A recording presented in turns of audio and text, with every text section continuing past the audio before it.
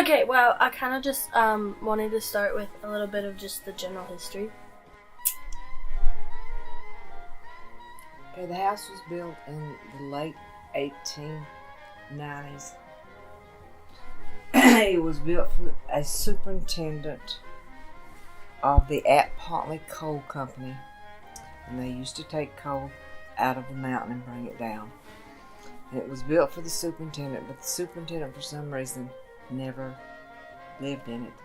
And it was sold to Dr. Greer in 1904. And it's the house has remained the same as long as I've been alive. Daddy came to town because there was no high school on the mountain at Bellevue. You had to figure out how to get to town, or you had to live in town. And he came to town, and he helped Uncle Dione around the place here, and he went to high school. And that's how I met my mama.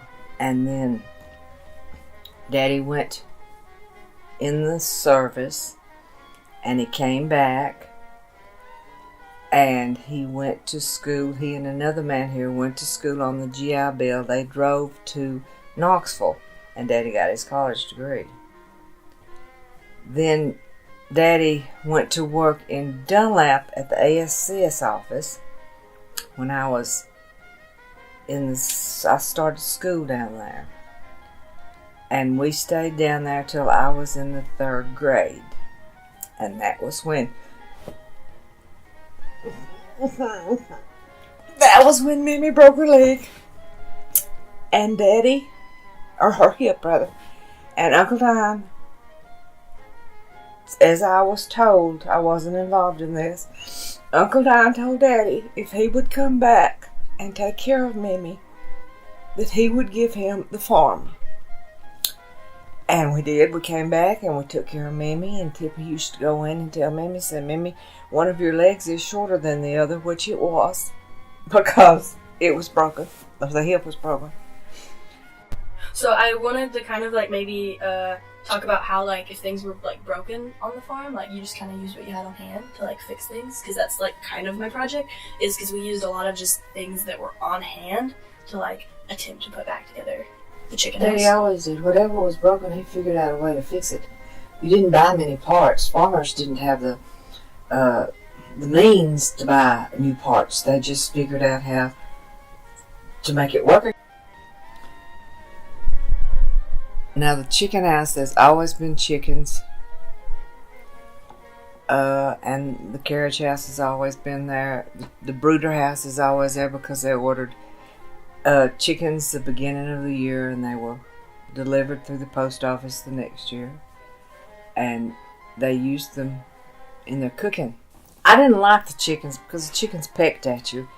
However, the chickens were out during the day. They were let out every morning, and Mama would feed them, or I would feed them sometime in the afternoons. And when you would feed them in the afternoons, the chickens knew they were going to be fed, and they would go in the chicken house. And you would put the feed in the trays that were metal, and you would make sure they had water. And then you would close the door. The chickens would roost overnight. There was 2 planks, I guess you would call them, in the back, and the chickens would roost there. They would get there and they would sleep. They slept standing up. And then there was different nests, or that was what we call them, was their nest. They were like square box type things that had hay in the bottom, so that the eggs wouldn't break when they came out of the chickens. And of course, you had to go in and you had to sometimes get the eggs out from under the chickens. The chickens didn't like that, and they would peck your hands. And I didn't particularly like that. But chickens were always part of my life at the house. And then the little ones, when Mama would order the little ones, and they would come in and they would go to the brooder house, and they would stay there till they were about 2-3 months old enough basically to fend for themselves, and then she would move them in to from the brooder house to the chicken house. Of course, the chickens, they used the chickens, they ate them. It was part of their meat supply. Of course, some of the animals, varmints around, would get them and kill them. You had no control over that because there was always animals around. Well, I think there's a general consensus about the hate for the chickens because Mom was talking earlier about how she wanted nothing to do with the chickens. So, Mom, how much do you remember about the chickens at the big house? I remember when the little chicks came in. I remember that. That was fun because they were little and they were put in the brooder house under the lights. Mm-hmm. But now when they got older, no, I didn't care anything about them. Because one day, she was letting them out. Mama opened the door, and I was standing in the wrong place, and one flogged me kind of. My love for chickens was over then. Over. I was done. But there was always chickens. I remember her wringing their necks. Oh yeah, she wrung their necks when she killed them. She didn't use a knife or a and then they'd flop around their bodies hatchet. without their head. Yeah, she would just take them and ring, that neck off, and then come off. So, Steve decided to cut down a tree, and what was his reasoning behind that?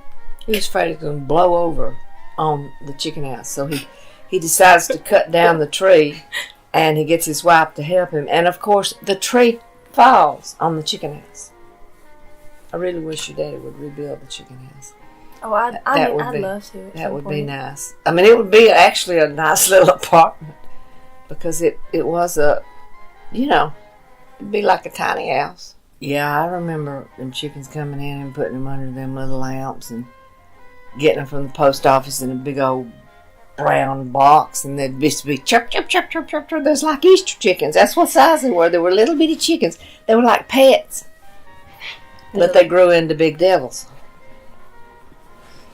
They didn't peck at that age at all. No, they didn't. They were so sweet. And I'd have to go. Mom sold eggs, but don't know why. It cost her more to raise the blooming things and feed them than she got out of selling them. Now you know about all I can tell you.